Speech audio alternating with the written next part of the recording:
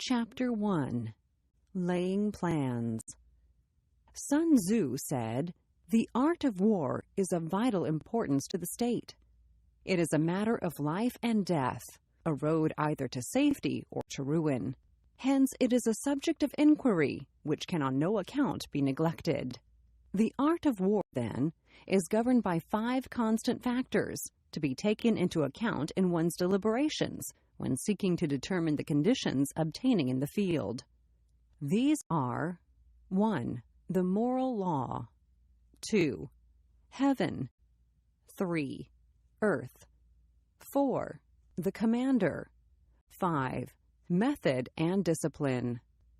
The moral law causes the people to be in complete accord with their ruler, so that they will follow him regardless of their lives, undismayed by any danger. Heaven signifies night and day, cold and heat, times and seasons. Earth comprises distances, great and small, danger and security, open ground and narrow passes, the chances of life and death. The commander stands for the virtues of wisdom, sincerity, benevolence, courage, and strictness. By method and discipline are to be understood the marshalling of the army in its proper subdivisions, the graduations of rank among the officers, the maintenance of roads by which supplies may reach the army, and the control of military expenditure. These 5 heads should be familiar to every general. He who knows them will be victorious. He who knows them not will fail. Therefore, in your deliberations, when seeking to determine the military conditions, let them be made the basis of a comparison, in this wise. Which of the 2 sovereigns is imbued with the moral law? Which of the 2 generals has most ability? With whom lie the advantages derived from heaven and earth? On which side is discipline most rigorously enforced? Which army is stronger? On which side are officers and men more highly trained? In which army is there the greater constancy both in reward and punishment? By means of these 7 considerations, I can forecast victory or defeat. The general that hearkens to my counsel and acts upon it will conquer. Let such a one be retained in command. The general that hearkens not to my counsel nor acts upon it will suffer defeat. Let such a one be dismissed. While heading the profit of my counsel, avail yourself also of any helpful circumstances over and beyond the ordinary rules. According as circumstances are favorable, one should modify one's plans. Hence, when able to attack, we must seem unable. When using our forces, we must seem inactive. When we are near, we must make the enemy believe we are far away. When far away, we must make him believe we are near. Hold out baits to entice the enemy, feign disorder, and crush him. If he is secure at all points, be prepared for him. If he is in superior strength, evade him. If your opponent is of choleric temper, seek to irritate him. Pretend to be weak, that he may grow arrogant. If he is taking his ease, give him no rest. If his forces are united, separate them. Attack him where he is unprepared. Appear where you are not expected. These military devices, leading to victory, must not be divulged beforehand. Now the general who wins a battle makes many calculations in his temple ere the battle is fought. The general who loses a battle makes but few calculations beforehand. Thus do many calculations lead to victory, and few calculations to defeat. How much more no calculation at all? It is by attention to this point that I can foresee who is likely to win or lose. Chapter 2. Waging War. Sun Tzu said, "In the operations of war, where there are in the field 1,000 swift chariots, as many heavy chariots, and 100,000 mail-clad soldiers, with provisions enough to carry them 1,000 li, the expenditure at home and at the front, including entertainment of guests, small items such as glue and paint, and sums spent on chariots and armor, will reach the total of 1,000 ounces of silver per day. Such is the cost of raising an army of 100,000 men. When you engage in actual fighting, if victory is long in coming, then men's weapons will grow dull, and their ardor will be damped.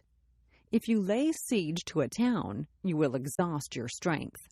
Again, if the campaign is protracted, the resources of the state will not be equal to the strain. Now, when your weapons are dulled, your ardor damped, your strength exhausted, and your treasure spent, other chieftains will spring up to take advantage of your extremity. Then no man, however wise, will be able to avert the consequences that must ensue. Thus, though we have heard of stupid haste in war, cleverness has never been seen associated with long delays. There is no instance of a country having benefited from prolonged warfare. It is only one who is thoroughly acquainted with the evils of war that can thoroughly understand the profitable way of carrying it on. The skillful soldier does not raise a second levy, neither are his supply wagons loaded more than twice. Bring war material with you from home, but forage on the enemy. Thus the army will have food enough for its needs. Poverty of the state exchequer causes an army to be maintained by contributions from a distance. Contributing to maintain an army at a distance causes the people to be impoverished. On the other hand, the proximity of an army causes prices to go up, and high prices cause the people's substance to be drained away. When their substance is drained away, the peasantry will be afflicted by heavy exactions. With this loss of substance and exhaustion of strength, the homes of the people will be stripped bare, and 3/10 of their income will be dissipated. While government expenses for broken chariots, worn-out horses, breastplates and helmets, bows and arrows, spears and shields, protective mantles, draught oxen, and heavy wagons will amount to 4/10 of its total revenue.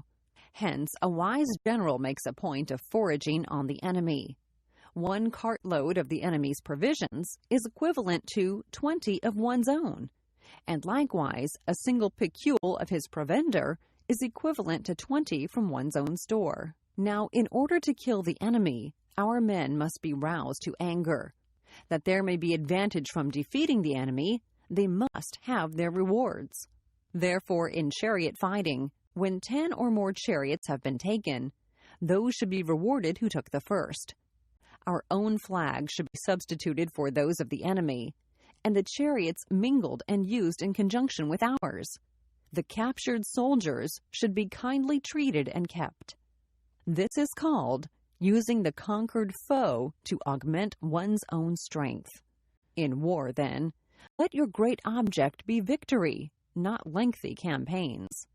Thus it may be known that the leader of armies is the arbiter of the people's fate, the man on whom it depends whether the nation shall be in peace or in peril. Chapter 3. Attack by Stratagem. Sun Tzu said, "In the practical art of war, the best thing of all is to take the enemy's country whole and intact. To shatter and destroy it is not so good. So, too, it is better to recapture an army entire than to destroy it.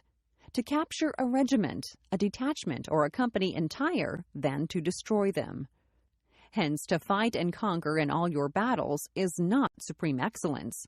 Supreme excellence consists in breaking the enemy's resistance without fighting. Thus, the highest form of generalship is to balk the enemy's plans. The next best is to prevent the junction of the enemy's forces. The next in order is to attack the enemy's army in the field. And the worst policy of all is to besiege walled cities. The rule is not to besiege walled cities if it can possibly be avoided. The preparation of mantlets, movable shelters, and various implements of war will take up 3 whole months, and the piling up of mounds over against the walls will take 3 months more. The general, unable to control his irritation, will launch his men to the assault like swarming ants, with the result that 1/3 of his men are slain, while the town still remains untaken. Such are the disastrous effects of a siege. Therefore, the skillful leader subdues the enemy's troops without any fighting. He captures their cities without laying siege to them. He overthrows their kingdom without lengthy operations in the field. With his forces intact, he will dispute the mastery of the empire, and thus, without losing a man, his triumph will be complete. This is the method of attacking by stratagem. It is the rule in war, if our forces are 10 to the enemy's 1, to surround him, if 5 to 1, to attack him, if twice as numerous, to divide our army into 2. If equally matched, we can inferior. If slightly inferior in numbers, we can avoid the enemy. If quite unequal in every way, we can flee from him. Hence, though an obstinate fight may be made by a small force, in the end it must be captured by the larger force. Now the general is the bulwark of the state. If the bulwark is complete at all points, the state will be strong. If the bulwark is defective, the state will be weak. There are 3 ways in which a ruler can bring misfortune upon his army. By commanding the army to advance or to retreat, being ignorant of the fact that it cannot obey. This is called hobbling the army. By attempting to govern an army in the same way as he administers a kingdom, being ignorant of the conditions which obtain in an army. This causes restlessness in the soldiers' minds. By employing the officers of his army without discrimination, through ignorance of the military principle of adaptation to circumstances. This shakes the confidence of the soldiers. But when the army is restless and distrustful, trouble is sure to come from the other feudal princes. This is simply bringing anarchy into the army and flinging victory away. Thus we may know that there are 5 essentials for victory. 1. He will win who knows when to fight and when not to fight. 2. He will win who knows how to handle both superior and inferior forces. 3. He will win whose army is animated by the same spirit throughout all its ranks.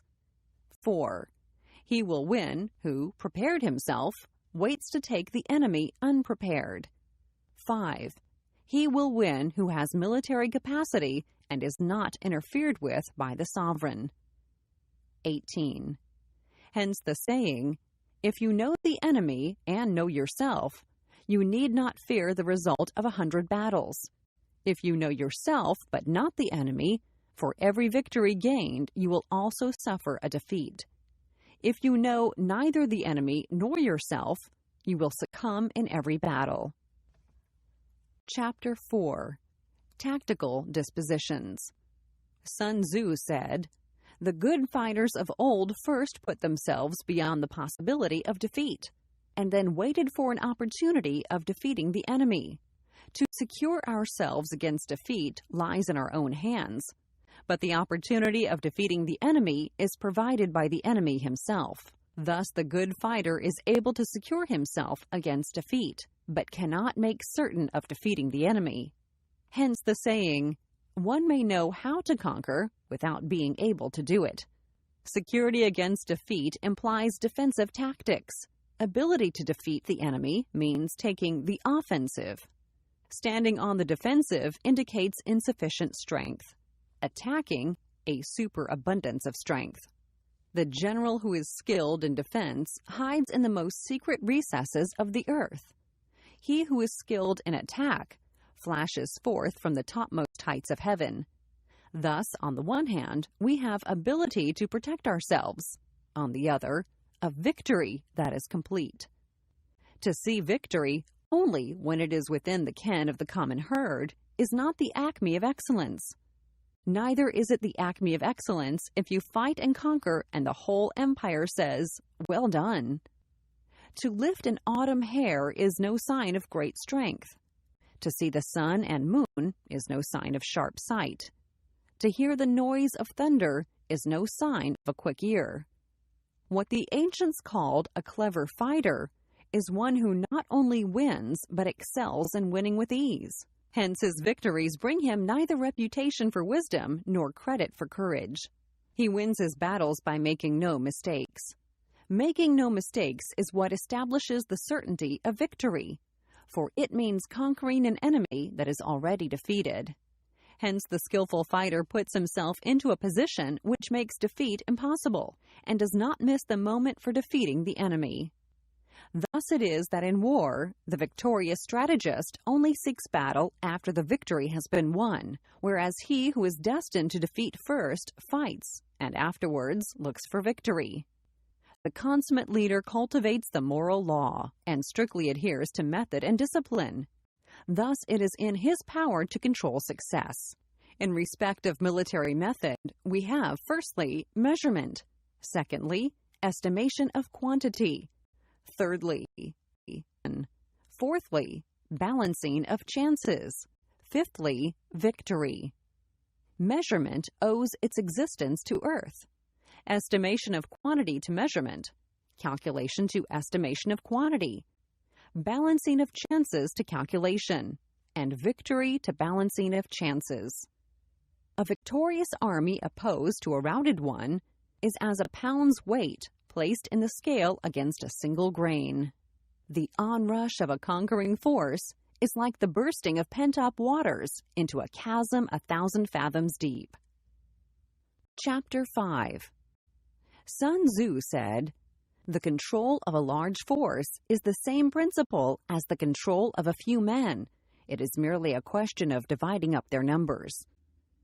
Fighting with a large army under your command is nowise different from fighting with a small one. It is merely a question of instituting signs and signals. To ensure that your whole host may withstand the brunt of the enemy's attack and remain unshaken, this is effected by maneuvers direct and indirect. That the impact of your army may be like a grindstone dashed against an egg, this is effected by the science of weak points and strong. In all fighting, the direct method may be used for joining battle, but indirect methods will be needed in order to secure victory. Indirect tactics, efficiently applied, are inexhaustible as heaven and earth, unending as the flow of rivers and streams. Like the sun and moon, they end but to begin anew. Like the 4 seasons, they pass away, there are once more. There are not more than 5 musical notes, yet the combinations of these 5 give rise to more melodies than can ever be heard. There are not more than 5 primary colors: blue, yellow, red, white, and black. Yet in combination, they produce more hues than can ever be seen. There are not more than 5 cardinal tastes: sour, acrid, salt, sweet, bitter. Yet combinations of them yield more flavors than can ever be tasted. In battle, there are not more than 2 methods of attack, the direct and the indirect. Yet these 2, in combination, give rise to an endless series of maneuvers. The direct and the indirect lead on to each other in turn. It is like moving in a circle. You never come to an end. Who can exhaust the possibilities of their combination? The onset of troops is like the rush of a torrent, which will even roll stones along in its course. The quality of decision is like the well-timed swoop of a falcon, which enables it to strike and destroy its victim. Therefore, the good fighter will be terrible in his onset and prompt in his decision. Energy may be likened to the bending of a crossbow, decision to the releasing of a trigger. Amid the turmoil and tumult of battle, there may be seeming disorder and yet no real disorder at all. Amid confusion and chaos, your array may be without head or tail, yet it will be proof against defeat. Simulated disorder postulates perfect discipline. Simulated fear postulates courage. Simulated weakness postulates strength. Hiding order beneath the cloak of disorder is simply a question of subdivision. Concealing courage under a show of timidity presupposes a fund of latent energy. Masking strength with weakness is to be effected by tactical dispositions. Thus, one who is skillful at keeping the enemy on the move maintains deceitful appearances, according to which the enemy will act. He sacrifices something that the enemy may snatch at it. By holding out baits, he keeps him on the march. Then, with a body of picked men, he lies in wait for him. The clever combatant looks to the effect of combined energy and does not require too much from individuals. Hence his ability to pick out the right men and utilize combined energy. When he utilizes combined energy, his fighting men become, as it were, like unto rolling logs or stones. For it is the nature of a log or stone to remain motionless on level ground, and to move when on a slope. If four-cornered, to come to a standstill, but if round-shaped, to go rolling down. Thus, the energy developed by good fighting men is as the momentum of a round stone rolled down a mountain thousands of feet in height. So much on the subject of energy. Chapter 6. Weak Points and Strong. Sun Tzu said, "Whoever is first in the field and awaits the coming of the enemy will be fresh for the fight. Whoever is second in the field and has to hasten to battle will arrive exhausted." Therefore, the clever combatant imposes his will on the enemy, but does not allow the enemy's will to be imposed on him. By holding out advantages to him, he can cause the enemy to approach of his own accord, or, by inflicting damage, he can make it impossible for the enemy to draw near. If the enemy is taking his ease, he can harass him. If well supplied with food, he can starve him out. If quietly encamped, he can force him to move. Appear at points which the enemy must hasten to defend. March swiftly to places where you are not expected. An army may march great distances without distress, if it marches through country where the enemy is not. You can be sure of succeeding in your attacks if you only attack places which are undefended. You can ensure the safety of your defense if you only hold positions that cannot be attacked. Hence that general is skillful in attack whose opponent does not know what to defend, and he is skillful in defense whose opponent does not know what to attack. O divine art of subtlety and secrecy! Through you we learn to be invisible, through you inaudible, and hence we can hold the enemy's fate in our hands. You may advance and be absolutely irresistible if you make for the enemy's weak points. You may retire and be safe from pursuit if your movements are more rapid than those of the enemy. If we wish to fight, the enemy can be forced to an engagement even though he be sheltered behind a high rampart in a deep ditch. All we need do is attack some other place that he will be obliged to relieve. If we do not wish to fight, we can prevent the enemy from engaging us even though the lines of our encampment be merely traced out on the ground. All we need do is to throw something odd and unaccountable in his way. By discovering the enemy's dispositions and remaining invisible ourselves, we can keep our forces concentrated, while the enemy's must be divided. We can form a single united body, while the enemy must split up into fractions. Hence, there will be a whole pitted against separate parts of a whole, which means that we shall be many to the enemy's few. And if we are able thus to attack an inferior force with a superior one, our opponents will be in dire straits. The spot where we intend to fight must not be made known, for then the enemy will have to prepare against a possible attack at several different points, and his forces being thus distributed in many directions, the numbers we shall have to face at any given point will be proportionately few. For should the enemy strengthen his van, he will weaken his rear. Should he strengthen his rear, he will weaken his van. Should he strengthen his left, he will weaken his right. Should he weaken his right, he will weaken his left. If he sends reinforcements everywhere, he will everywhere be weak. Numerical weakness comes from having to prepare against possible attacks. Numerical strength from compelling our adversary to make these preparations against us. Knowing the place and the time of the coming battle, we may concentrate from the greatest distances in order to fight.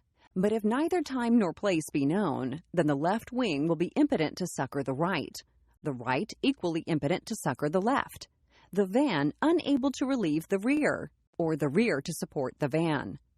How much more so if the furthest portions of the army are anything but 100 li apart? Though according to my estimate, the soldiers of Yue exceed our own in number, that shall advantage them nothing in the matter of victory. I say then that victory can be achieved. Though the enemy be stronger in numbers, we may prevent him from fighting.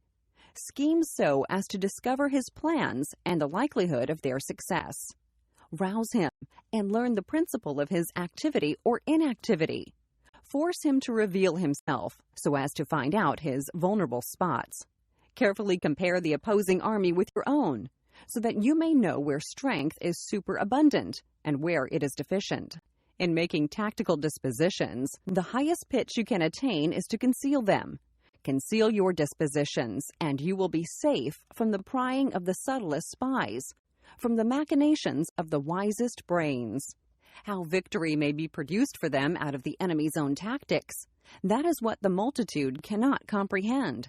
All men can see the tactics whereby I conquer, but what none can see is the strategy out of which victory is evolved. Do not repeat the tactics which have gained you one victory, but let your methods be regulated by the infinite variety of circumstances.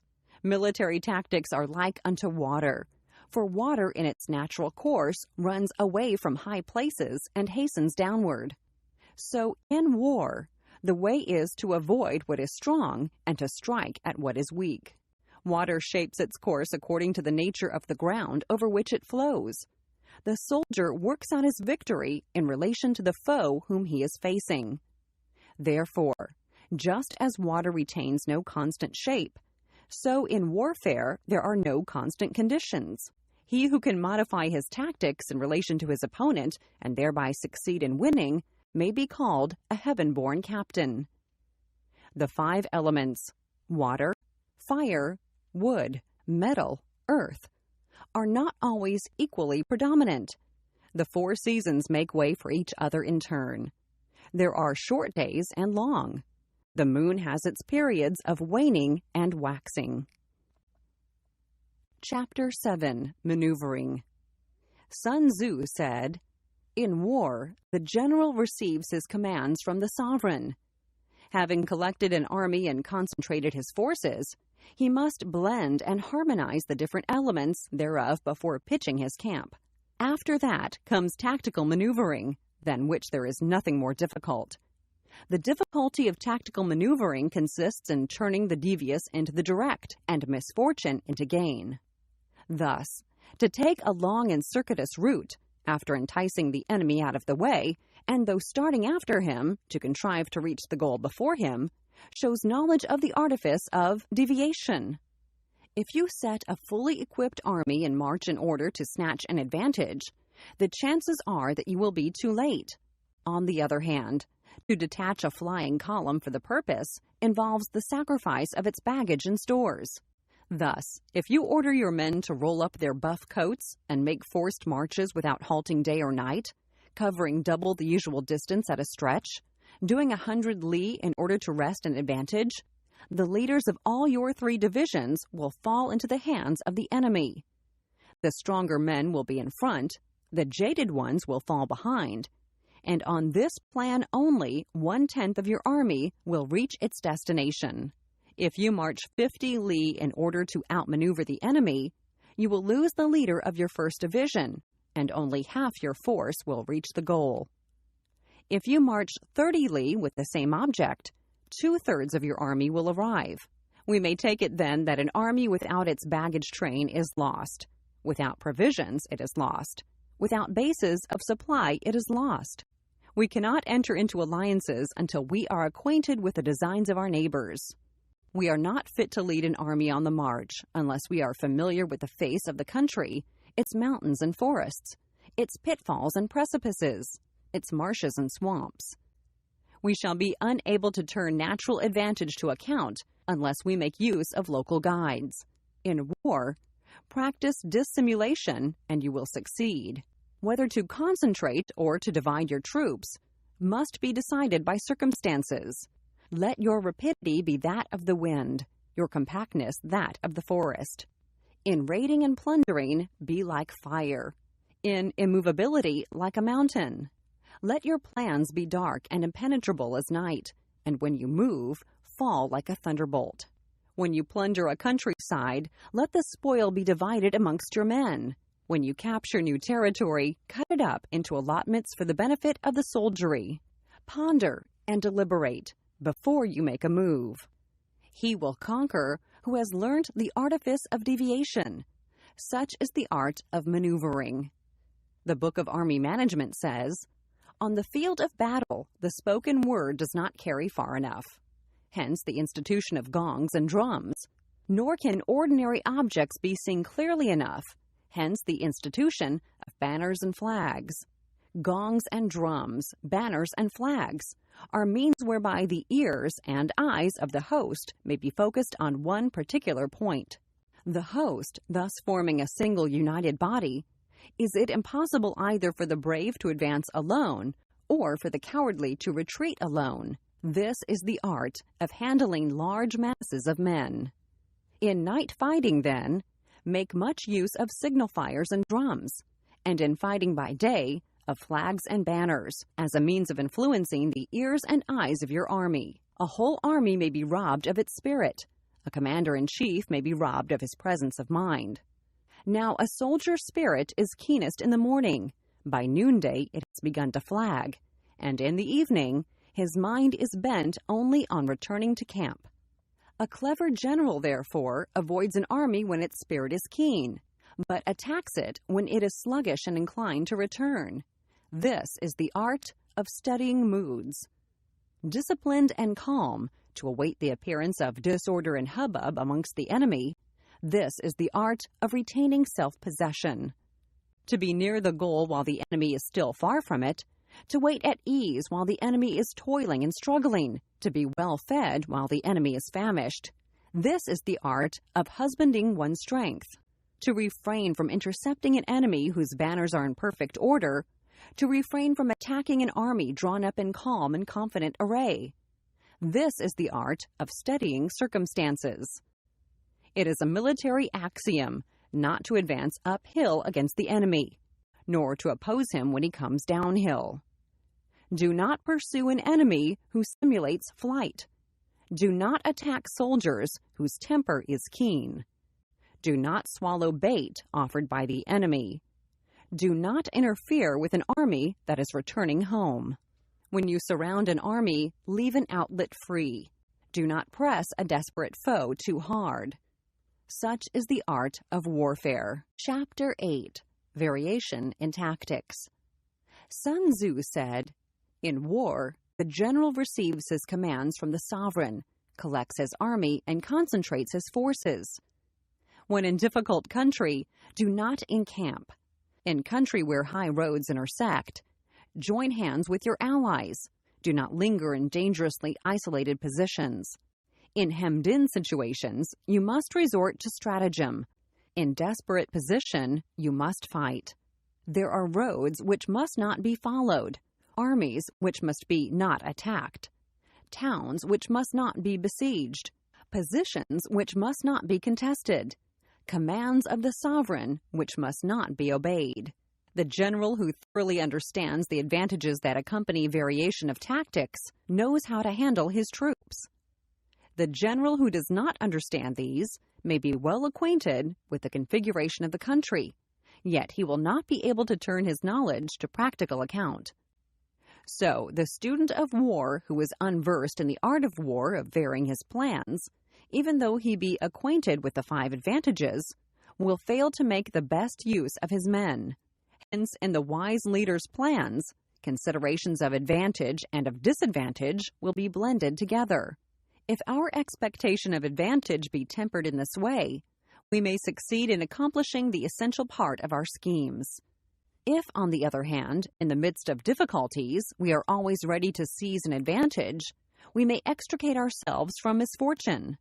Reduce the hostile chiefs by inflicting damage on them, and make trouble for them, and keep them constantly engaged. Hold out specious allurements, and make them rush to any given point. The art of war teaches us to rely not on the likelihood of the enemy's not coming, but on our own readiness to receive him, not on the chance of his not attacking, but rather on the fact that we have made our position unassailable. There are 5 dangerous faults which may affect a general. 1. Recklessness, which leads to destruction. 2. Cowardice, which leads to capture. 3. A hasty temper, which can be provoked by insults. 4. A delicacy of honor, which is sensitive to shame. 5. Over-solicitude for his men, which exposes him to worry and trouble. These are the 5 besetting sins of a general, ruinous to the conduct of war. When an army is overthrown and its leader slain, the cause will surely be found among these 5 dangerous faults. Let them be a subject of meditation. Chapter 9. The Army on the March. Sun Tzu said, "We come now to the question of encamping the army and observing signs of the enemy. Pass quickly over mountains and keep in the neighborhood of valleys. Camp in high places facing the sun. Do not climb heights in order to fight."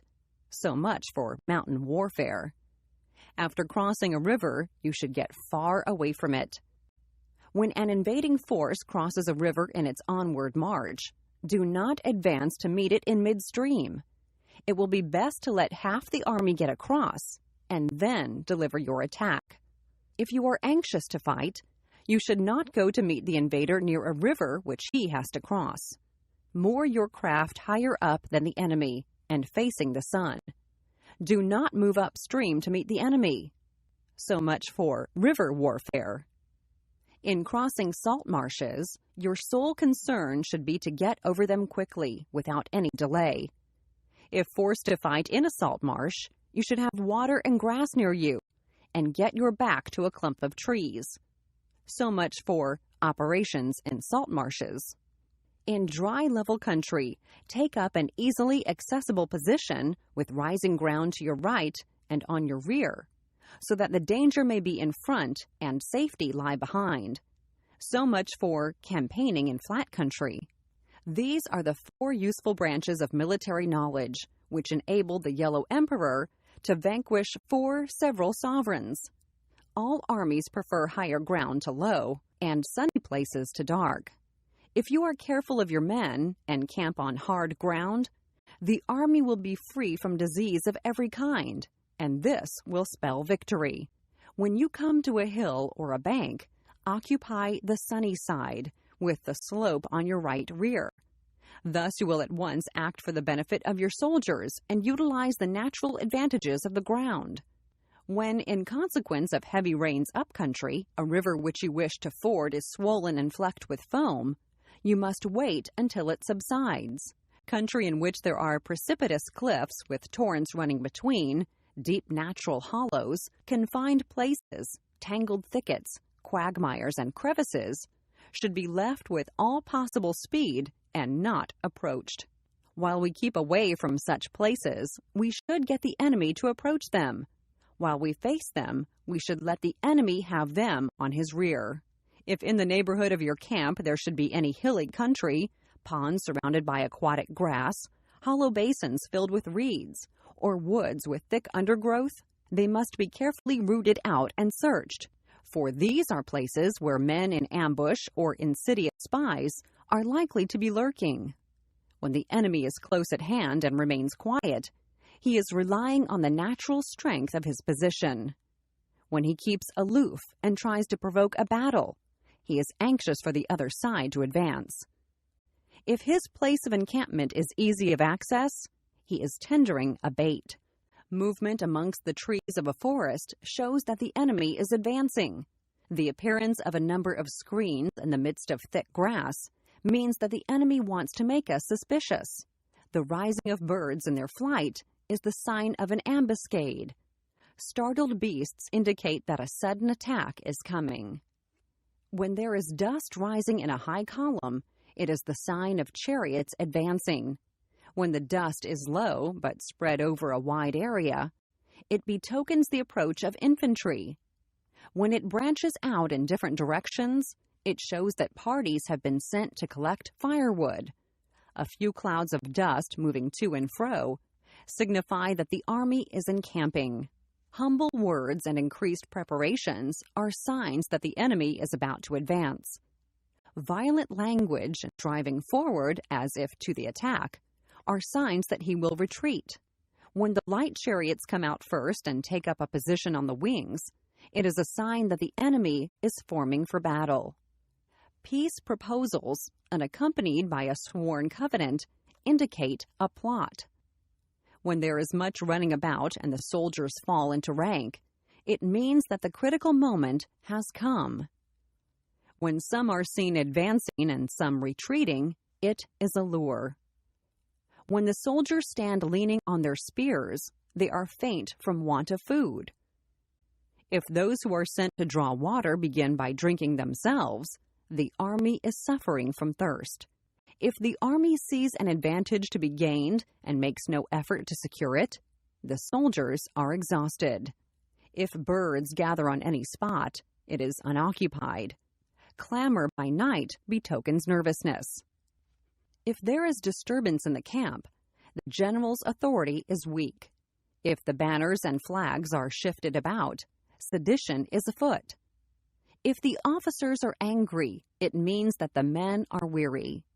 When an army feeds its horses with grain and kills its cattle for food, and when the men do not hang their cooking pots over the campfires, showing that they will not return to their tents, you may know that they are determined to fight to the death. The sight of men whispering together in small knots, or speaking in subdued tones, points to disaffection amongst the rank and file. Too frequent rewards signify that the enemy is at the end of his resources. Too many punishments betray a condition of dire distress. To begin by bluster, but afterwards to take fright at the enemy's numbers, shows a supreme lack of intelligence. When envoys are sent with compliments in their mouths, it is a sign that the enemy wishes for a truce. If the enemy's troops march up angrily and remain facing ours for a long time without either joining battle or taking themselves off again, the situation is one that demands great vigilance and circumspection. If our troops are no more in number than the enemy, that is amply sufficient. It only means that no direct attack can be made. What we can do is simply to concentrate all our available strength, keep a close watch on the enemy, and obtain reinforcements. He who exercises no forethought but makes light of his opponents is sure to be captured by them. If soldiers are punished before they have grown attached to you, they will not prove submissive, and, unless submissive, then will be practically useless. If, when the soldiers have become attached to you, punishments are not enforced, they will still be useless. Therefore, soldiers must be treated in the first instance with humanity, but kept under control by means of iron discipline. This is a certain road to victory. If in training, soldiers' commands are habitually enforced, the army will be well disciplined. If not, its discipline will be bad. If a general shows confidence in his men, but always insists on his orders being obeyed, the gain will be mutual. Chapter 10. Terrain. Sun Tzu said, to distinguish 6 kinds of terrain, to wit: 1. Accessible ground. 2. Entangling ground. 3. Temporizing ground. 4. Narrow passes. 5. Precipitous heights. 6. Positions at a great distance from the enemy. Ground which can be freely traversed by both sides is called accessible. With regard to ground of this nature, be before the enemy in occupying the raised and sunny spots, and carefully guard your line of supplies. Then you will be able to fight with advantage. Ground which can be abandoned but is hard to reoccupy is called entangling. From a position of this sort, if the enemy is unprepared, you may sally forth and defeat him. But if the enemy is prepared for your coming and you fail to defeat him, then return being impossible, disaster will ensue. When the position is such that neither side will gain by making the first move, it is called temporizing ground. In a position of this sort, even though the enemy should offer us an attractive bait, it will be advisable not to stir forth, but rather to retreat, thus enticing the enemy in his turn. Then, when part of his army has come out, we may deliver our attack with advantage. With regard to narrow passes, if you can occupy them first, Let them be strongly garrisoned and await the advent of the enemy. Should the army forestall you in occupying a pass, do not go after him if the pass is fully garrisoned, but only if it is weakly garrisoned.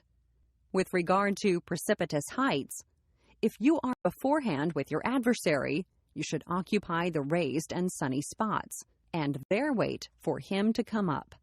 If the enemy has occupied them before you, do not follow him, but retreat and try to entice him away. If you are situated a great distance from the enemy, and the strength of the two armies is equal, it is not easy to provoke a battle, and fighting will be to your disadvantage. These 6 are the principles connected with earth. The general who has attained a responsible post must be careful to study them. Now, an army is exposed to 6 several calamities, not arising from natural causes, but from faults for which the general is responsible. These are 1. Flight. 2. Insubordination. 3. Collapse. 4. Ruin. 5. Disorganization. 6. Rout. Other conditions being equal, if one force is hurled against another 10 times its size, the result will be the flight of the former.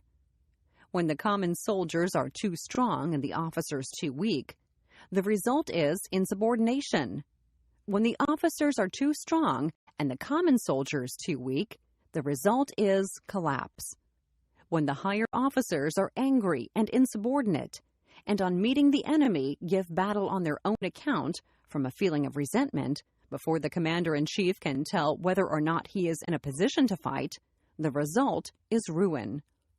When the general is weak and without authority, when his orders are not clear and distinct, when there are no fixed duties assigned to officers and men, and the ranks are formed in a slovenly, haphazard manner, the result is utter disorganization. When a general, unable to estimate the enemy's strength, allows an inferior force to engage a larger one, or hurls a weak detachment against a powerful one, and neglects to place picked soldiers in the front rank, the result must be rout.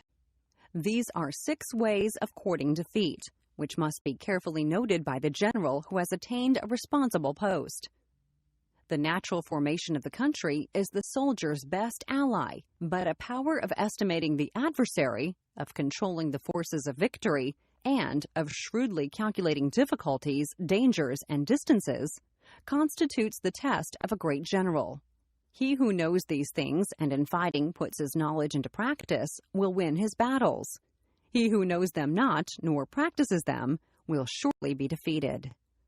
If fighting is sure to result in victory, then you must fight, even though the ruler forbid it.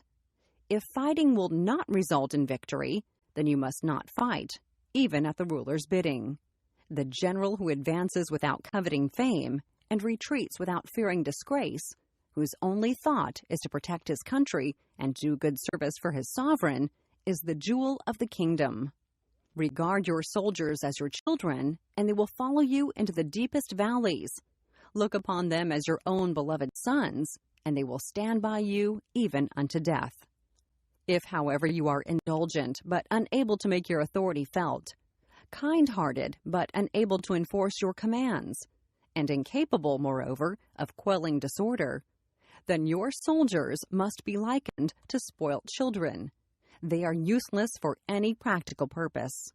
If we know that our own men are in a condition to attack, but we are unaware that the enemy is not open to attack, we have gone only halfway towards victory. If we know that the enemy is open to attack, but we are unaware that our own men are not in a condition to attack, we have gone only halfway towards victory. If we know that the enemy is open to attack, and also know that our men are in a condition to attack, but are unaware that the nature of the ground makes fighting impracticable, we have still gone only halfway towards victory. Hence, the experienced soldier, once in motion, is never bewildered. Once he has broken camp, he is never at a loss. Hence the saying, if you know the enemy and you know yourself, your victory will not stand in doubt. If you know heaven and know earth, you may make your victory complete. Chapter 11. The 9 Situations. Sun Tzu said, "The art of war recognizes 9 varieties of ground: dispersive ground, facile ground, contentious ground, open ground, ground of intersecting highways, serious ground, difficult ground, hemmed-in ground, desperate ground. When a chieftain is fighting in his own territory, it is dispersive ground. When he has penetrated into hostile territory, but to no great distance, it is facile ground. Ground, the possession of which imports great advantage to either side, is contentious ground. Ground on which each side has liberty of movement is open ground.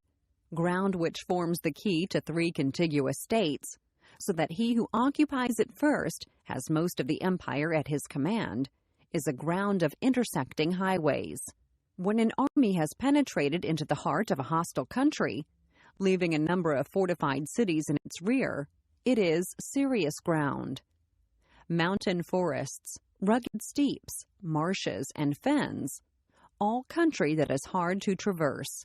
This is difficult ground. Ground which is reached through narrow gorges, and from which we can only retire by tortuous paths, so that a small number of the enemy would suffice to crush a large body of our men. This is hemmed-in ground. Ground on which we can only be saved from destruction by fighting without delay is desperate ground. On dispersive ground, therefore, fight not. On facile ground, halt not. On contentious ground, attack not. On open ground, do not try to block the enemy's way. On open ground, do not try to block the enemy's way. On the ground of intersecting highways, join hands with your allies. On serious ground, gather in plunder. In difficult ground, keep steadily on the march. On hemmed-in ground, resort to stratagem. On desperate ground, fight.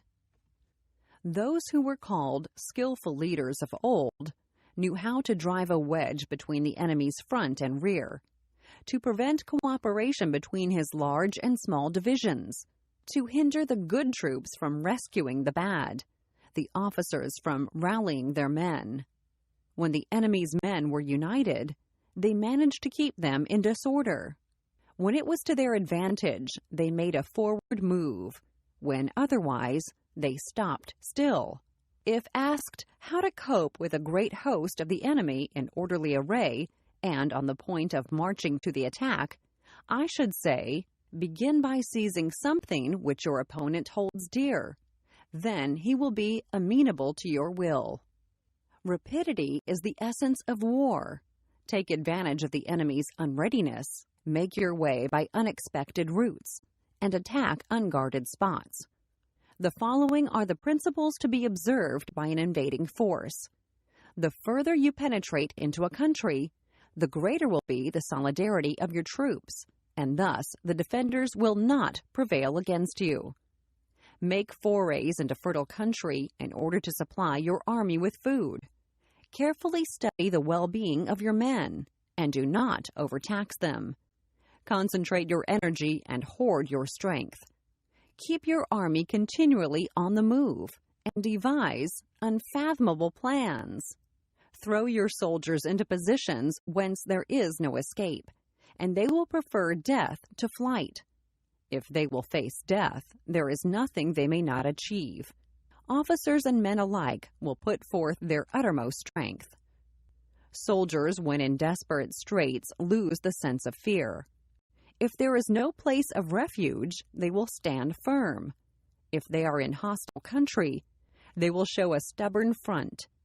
If there is no help for it, they will fight hard. Thus, without waiting to be marshaled, the soldiers will be constantly on the qui-vive. Without wanting to be asked, they will do your will. Without restrictions, they will be faithful. Without giving orders, they can be trusted. prohibit the taking of omens, and do away with superstitious doubts. Then, until death itself comes, no calamity need be feared. If our soldiers are not overburdened with money, it is not because they have a distaste for riches. If their lives are not unduly long, it is not because they are disinclined to longevity. On the day they are ordered out to battle, your soldiers may weep, those sitting up bedewing their garments, and those lying down letting the tears run down their cheeks. But let them once be brought to bay, and they will display the courage of a shoe or a quay. The skillful tactician may be likened to the Shuai-Ran. Now the Shuai-Ran is a snake that is found in the Shung Mountains. Strike at its head, and you will be attacked by its tail. Strike at its tail, and you will be attacked by its head. Strike at its middle, and you will be attacked by head and tail both. Asked if an army can be made to imitate the Shuai-Ran, I should answer yes. For the men of Wu and the men of Yue are enemies. Yet if they are crossing a river in the same boat and are caught by a storm, they will come to each other's assistance, just as the left hand helps the right. Hence, it is not enough to put one's trust in the tethering of horses and the burying of chariot wheels in the ground. The principle on which to manage an army is to set up one standard of courage which all must reach. How to make the best of both strong and weak? That is a question involving the proper use of ground. Thus, the skillful general conducts his army just as though he were leading a single man, willy-nilly, by the hand. It is the business of a general to be quiet and thus ensure secrecy, upright and just, and thus maintain order. He must be able to mystify his officers and men by false reports and appearances, and thus keep them in total ignorance. By altering his arrangements and changing his plans, he keeps the enemy without definite knowledge. By shifting his camp and taking circuitous routes, he prevents the enemy from anticipating his purpose. At the critical moment, the leader of an army acts like one who has climbed up a height and then kicks away the ladder behind him. He carries his men deep into hostile territory before he shows his hand. He burns his boats and breaks his cooking pots. Like a shepherd driving a flock of sheep, he drives his men this way and that, and nothing knows whither he is going. To muster his host and bring it into danger, this may be termed the business of the general. The different measures suited to the 9 varieties of ground, the expediency of aggressive or defensive tactics, and the fundamental laws of human nature. These are things that must most certainly be studied. When invading hostile territory, the general principle is that penetrating deeply brings cohesion. Penetrating but a short way means dispersion. When you leave your own country behind and take your army across neighborhood territory, you find yourself on critical ground. When there are means of communication on all 4 sides, the ground is one of intersecting highways. When you penetrate deeply into a country, it is serious ground. When you penetrate but a little way, it is facile ground. When you have the enemy's strongholds on your rear and narrow passes in front, it is hemmed-in ground. When there is no place of refuge at all, it is desperate ground. Therefore, on dispersive ground, I would inspire my men with unity of purpose. On facile ground, I would see that there is close connection between all parts of my army. On contentious ground, I would hurry up my rear. On open ground, I would keep a vigilant eye on my defenses. On ground of intersecting highways, I would consolidate my alliances. On serious ground, On serious ground, I would try to ensure a continuous stream of supplies. On difficult ground, I would keep pushing on along the road. On hemmed-in ground, I would block any way of retreat. On desperate ground, I would proclaim to my soldiers the hopelessness of saving their lives. For it is the soldier's disposition to offer an obstinate resistance when surrounded, to fight hard when he cannot help himself, and to obey promptly when he has fallen into danger. We cannot enter into alliance with neighboring princes until we are acquainted with their designs. We are not fit to lead an army on the march unless we are familiar with the face of the country, its mountains and forests, its pitfalls and precipices, its marshes and swamps. We shall be unable to turn natural advantages to account unless we make use of local guides. To be ignored of any one of the following 4 or 5 principles does not befit a warlike prince. When a warlike prince attacks a powerful state, his generalship shows itself in preventing the concentration of the enemy's forces. He overawes his opponents, and their allies are prevented from joining against him. Hence, he does not strive to ally himself with all and sundry, nor does he foster the power of other states. He carries out his own secret designs, keeping his antagonists in awe. Thus, he is able to capture their cities and overthrow their kingdoms. Bestow rewards without regard to rule. Issue orders without regard to previous arrangements, and you will be able to handle a whole army as though you had to do with but a single man. Confront your soldiers with the deed itself. Never let them know your design. When the outlook is bright, bring it before their eyes, but tell them nothing when the situation is gloomy. Place your army in deadly peril, and it will survive. Plunge it into desperate straits, and it will come off in safety. For it is precisely when a force has fallen into harm's way that it is capable of striking a blow for victory. Success in warfare is gained by carefully accommodating ourselves to the enemy's purpose. By persistently hanging on the enemy's flank, we shall succeed in the long run in killing the commander-in-chief. This is called ability to accomplish a thing by sheer cunning. On the day that you take up your command, block the frontier passes, destroy the official tallies, and stop the passage of all emissaries. Be stern in the council chamber, so that you may control the situation. If the enemy leaves a door open, you must rush in. Forestall your opponent by seizing what he holds dear, and subtly contrive to time his arrival on the ground. Walk in the path defined by rule, and accommodate yourself to the enemy until you can fight a decisive battle. At first, then, exhibit the coyness of a maiden until the enemy gives you an opening. Afterwards, emulate the rapidity of a running hare, and it will be too late for the enemy to oppose you. Chapter 12. The Attack by Fire. Sun Tzu said, "There are 5 ways of attacking with fire.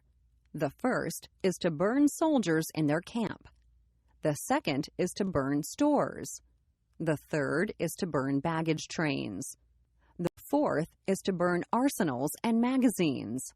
The fifth is to hurl dropping fire amongst the enemy.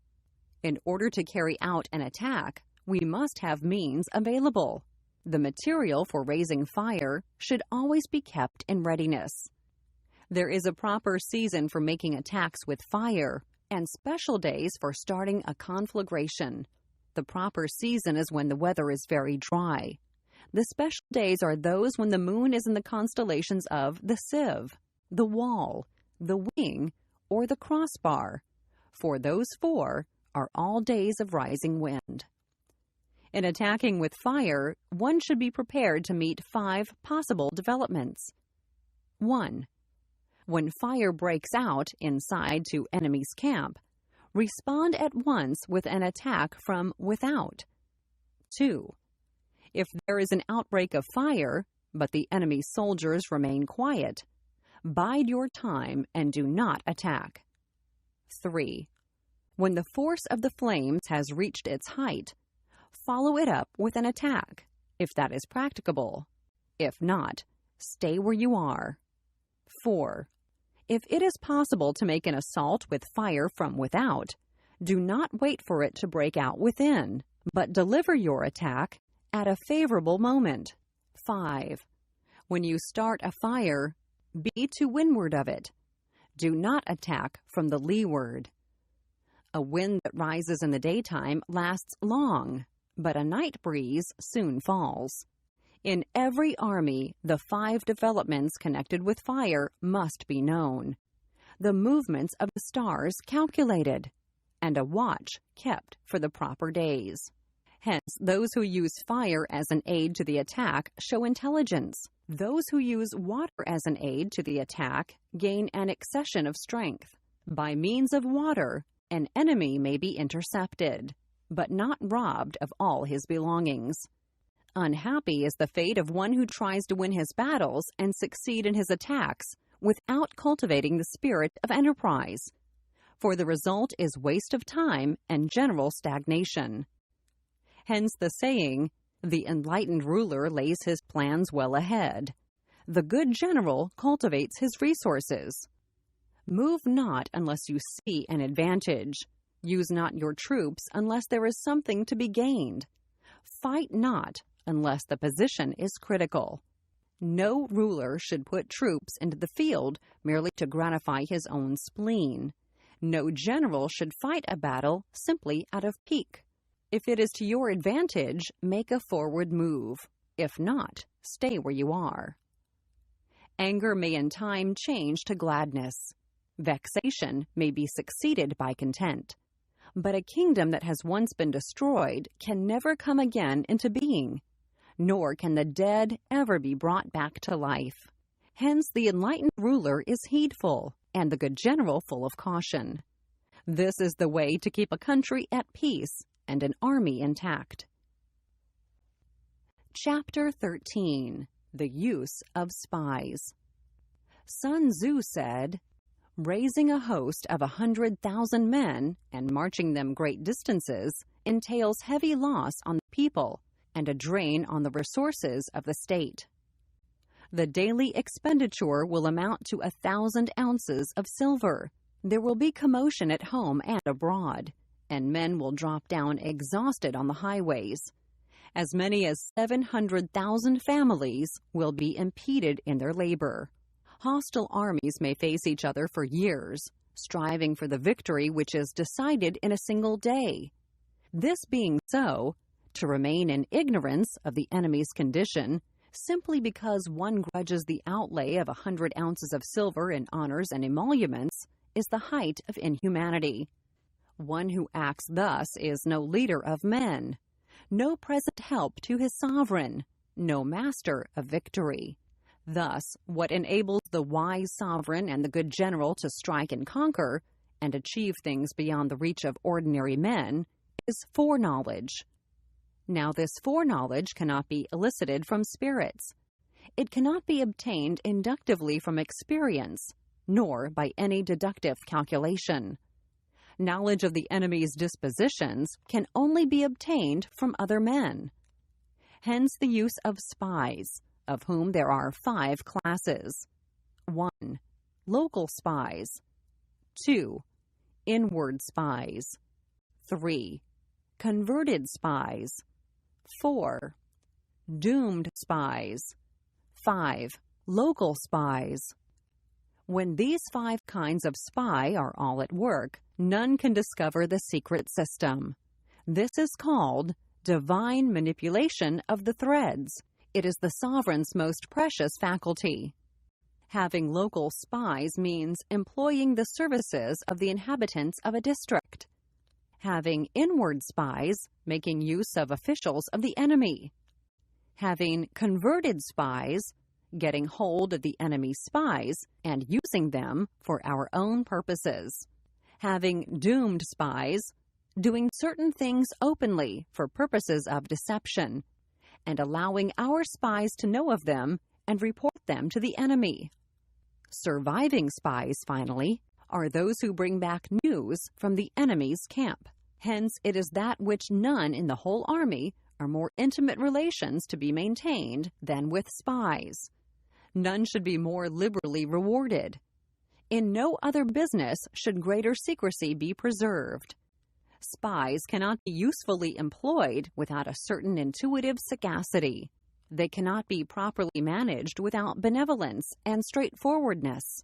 Without subtle ingenuity of mind, one cannot make certain of the truth of their reports. Be subtle, and use your spies for every kind of business. If a secret piece of news is divulged by a spy before the time is ripe, he must be put to death together with the man to whom the secret was told, whether the object be to crush an army, to storm a city, or to assassinate an individual. It is always necessary to begin by finding out the names of the attendants, the aides de camp, and doorkeepers and sentries of the general in command. Our spies must be commissioned to ascertain these. The enemy's spies who have come to spy on us must be sought out, tempted with bribes, led away and comfortably housed. Thus they will become converted spies and available for our service. It is through the information brought by the converted spy that we are able to acquire and employ local and inward spies. It is owing to his information, again, that we can cause the doomed spy to carry false tidings to the enemy. Lastly, it is by his information that the surviving spy can be used on appointed occasions.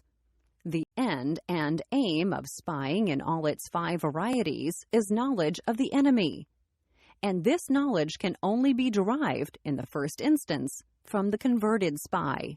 Hence, it is essential that the converted spy be treated with the utmost liberality. Of old, the rise of the Yin dynasty was due to Iger, who had served under the Shah. Likewise, the rise of the Shou dynasty was due to Luyar, who had served under the Yin. Hence, it is only the enlightened ruler and the wise general who will use the highest intelligence of the army for purposes of spying, and thereby they achieve great results. Spies are a most important element in water, because on them depends an army's ability to move.